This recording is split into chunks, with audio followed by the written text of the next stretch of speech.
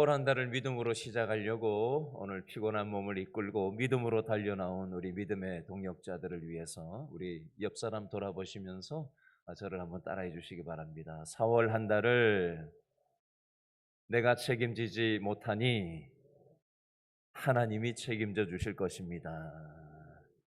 힘내세요. 오늘 참 잘 오셨습니다. 인사하겠습니다.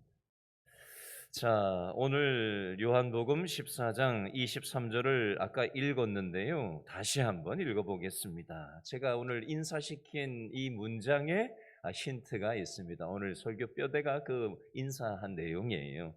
요한복음 14장 23절을 다시 한번 읽어보겠습니다. 시작. 예수께서 대답하여 이르시되 사람이 나를 사랑하면 내 말을 지키리니 내 아버지께서 그를 사랑하실 것이요 우리가 그에게 가서 거처를 그와 함께 하리라. 아멘. 여러분, 사람은 불완전합니다. 우리가 많이 아는 것 같아도 불완전하게 알고요. 우리가 뭘 대단하게 할 수 있는 능력이 있다고 생각을 해도 우리는 할 수 있는 능력이 불완전합니다. 그래서 우리는 늘 부족함을 느낄 때가 있고 또 허물이 있고 또 연약함이 있습니다. 원하는 대로 우리가 잘 행동하지 못하지 않습니까? 조금 더 잘해줘야지 하는데 잘해주지 못할 때가 많지 않습니까? 내가 책임지겠다고 큰 소리 쳐보지만 우리가 책임지지 못하는 일들이 얼마나 많이 있는지 몰라요. 그렇죠? 그런데 하나님 아버지는 우리 인간과 달리 완전하신 하나님이세요. 하나님께서는 전지전능하신 하나님이시고요. 지식도 지혜도 성품도 신실하심도 완전하신 하나님이십니다. 그 하나님께서 완전하신 하나님께서 우리들을 4월 한 달을 책임져 주시겠다고 말씀하시는 겁니다. 그러므로 우리는 걱정할 필요가 없습니다. 여러분, 우리는 참 어려운 세상을 살아갑니다. 어려운 일들을 만나는 사람들이 얼마나 많은지 몰라요. 하나님께서 오늘 말씀을 통해서 하나님께서 책임져 주시는 사람은 어떤 사람인가? 오늘 말씀을 통해서 우리가 살펴보려고 하는 것입니다. 자, 하나님을 사랑하는 마음으로 하나님의 말씀을 지키는 사람을 하나님께서는 책임져 주신다라는 것이 오늘 요한복음 14장 23절 말씀의 요지인데요. 자, 이 내용 중에 14장 23절을 다시 한번 보시겠어요? 요한복음 14장 23절에 보니까 자, 셋째 줄에 우리라는 표현이 있는데 한번 표시를 해 보시겠어요? 14장 23절 셋째 줄에 우리라는 표현이 나와요. 여기에 나오는 우리라는 이 표현은 누구를 지칭하는 걸까요? 하나님을 말씀하기도 하고요. 예수님을 말씀하기도 하고요. 성령 하나님을 말씀하기도 합니다. 성부 하나님, 성자 예수님, 또 성령 하나님을 삼위 하나님을 다 지칭 통칭하는 표현이 바로 우리라고 하는 이 표현이 되겠습니다. 이 세상을 만드시고 우리를 선택하신 하나님, 또 우리를 위해서 십자가에서 죽어주신 예수님, 또 영으로 우리와 늘 함께 하시는 성령 하나님께서 우리에게 오셔서 우리와 거처를 함께 해주시겠다라고 약속하시는 거예요. 이 표현은 책임져 주시겠다라는 표현의 다른 표현이 되는 것입니다.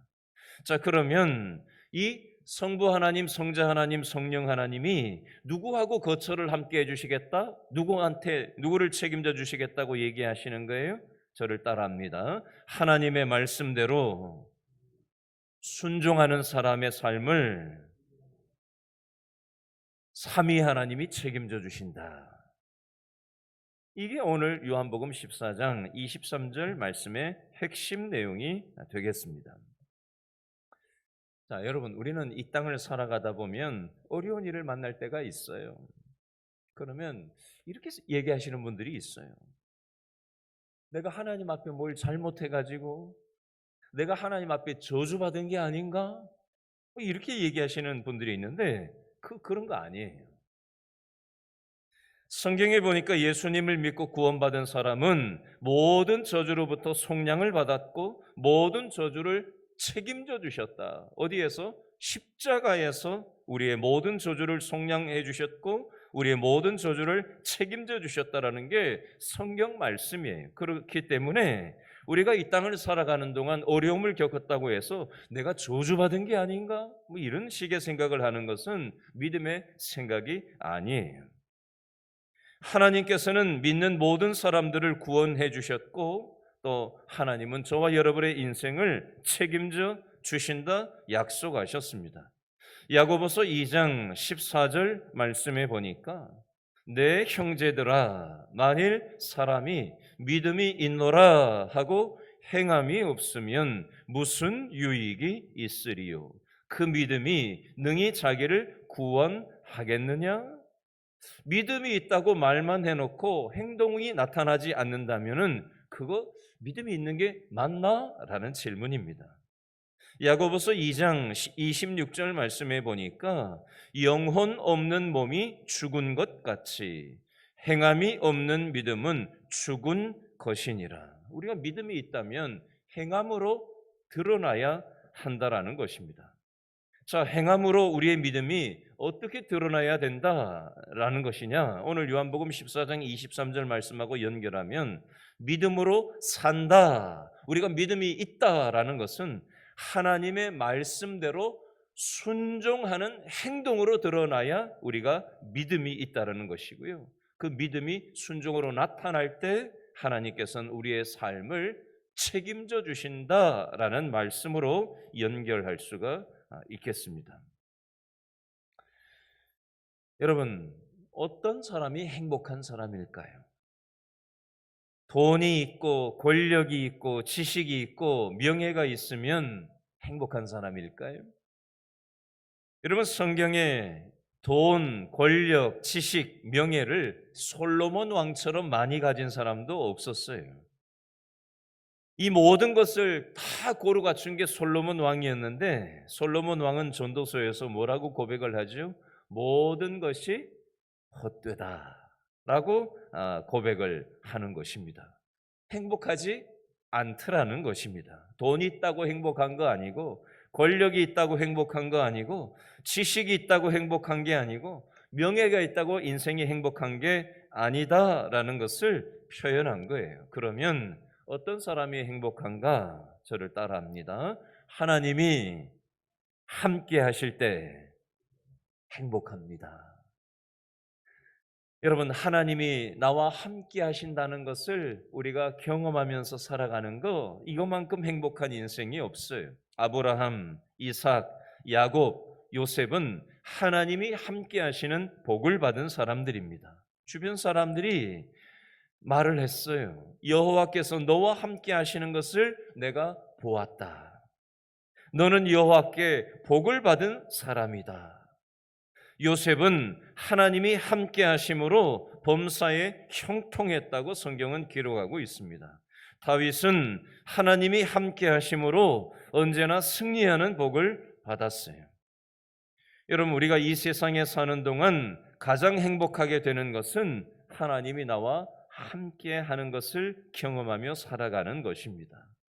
여러분, 욥기 23장 10절 말씀에 보니까 그러나 내가 가는 길을 그가 아시나니 그가 나를 단련하신 후에는 내가 순금같이 되어 나오리라. 여러분, 하나님은 저와 여러분의 미래를 다 알고 계세요. 하나님은 우리 인생의 결론을 정확하게 알고 계십니다. 근데 우리는 우리의 미래를 한 치 앞도 내다보지 못합니다. 하나님께서 저와 여러분들을 연단하고 계신 거예요. 하나님께서 저와 여러분에게 시련을 주실 때에는 분명한 목적과 계획이 있다라는 것입니다. 하나님께서 우리에게 시련을 주시는 목적을 통과하고 난 연후에 하나님께서 우리를 하나님께서 아름답게 빚어서 하나님의 축복의 통로로 쓰시기를 원하신다라는 겁니다. 로마서 8장 28절 말씀에 보니까 우리가 알거니와 하나님을 사랑하는 자 곧 그의 뜻대로 부르심을 입은 자들에게는 저를 따라합니다. 모든 것이 합력하여 선을 이루느니라. 여러분, 여기에 나오는 모든 것이라는 것에는 좋은 일만 해당되는 게 아니에요. 살다 보면 어려운 일도 만날 때가 있고 이해되지 않을 때도 있고 수많은 가지가지 일들이 우리의 삶 가운데 그 모든 것 안에 다 포함되는 거예요. 잠 못 이루는 밤도 있고요. 질병의 문제로 고통당하는 때도 있고요. 인간관계 문제 때문에 스트레스를 극심하게 받는 일도 있고요. 그러나 그 모든 것이 합력하여 결국에는 선을 이루게 될 거다라는 이 말씀을 우리가 믿음으로 받아야 한다는 것입니다. 히브리서 13장 5절 말씀에 보니까 돈을 사랑하지 말고 있는 바를 족한 줄로 알라. 그가 친히 말씀하시기를 내가 결코 너희를 버리지 아니하고 너희를 떠나지 아니하리라. 하나님이 우리를 버리지 않으신대요. 하나님이 우리를 떠나지 않으신대요. 다른 말로 하면 하나님이 우리를 뭐 하신다는 얘기예요? 따라합니다. 하나님이 우리를 책임지신다. 그 말씀이에요. 물론 돈 사랑하지 말라고 족한 줄로 알라고 돈에 대해서만 얘기하는 것 같지만 우리는 돈 없으면 불안하고 걱정되고 힘들잖아요. 건강에 문제가 생기면 불안하고 걱정되잖아요. 인간관계 때문에 걱정될 때가 있잖아요. 이 세상에 수많은 문제가 부족하고 결핍이 되면 우리는 힘겹습니다. 그러나 하나님이 우리를 버리지 않고 떠나지 않는데요. 다른 말로 하면 우리의 인생의 모든 결핍에도 불구하고 하나님이 우리를 책임져 주신다는 약속의 말씀으로 받으시면 되는 겁니다. 이삭이 하나님의 말씀에 순종하면서 살았어요. 근데 하나님의 말씀대로 믿음으로 순종하면서 살아간 이삭의 삶 가운데 평탄한 길만 있었던 게 아닙니다. 흉년이 생겼어요. 이삭이 하나님의 말씀대로 순종하면서 살았는데 흉년이 있다니 이게 뭐지? 그러고 하나님의 말씀대로 사는 걸 포기하지 않았어요. 계속해서 흉년이 있었지만 하나님의 말씀대로 계속해서 순종하면서 믿음으로 살았습니다. 그때 100배의 복을 경험하게 되는 것입니다. 요셉이 하나님의 말씀대로 순종하면서 살았어요. 요셉의 삶 가운데 평탄한 길만 있지 않았잖아요. 누구보다도 어려운 일들이 계속해서 끊이질 않았던 것이 요셉의 삶이었습니다. 그랬다고 해서 요셉이 믿음의 말씀대로 순종하면서 살아가는 걸 포기하고 내려놓지 않았잖아요. 계속해서 어려운 일들이 있었지만 계속해서 하나님의 말씀대로 요셉은 순종하면서 살았습니다. 그때 하나님께서 모든 것이 합력하여 선을 이루게 하셨잖아요.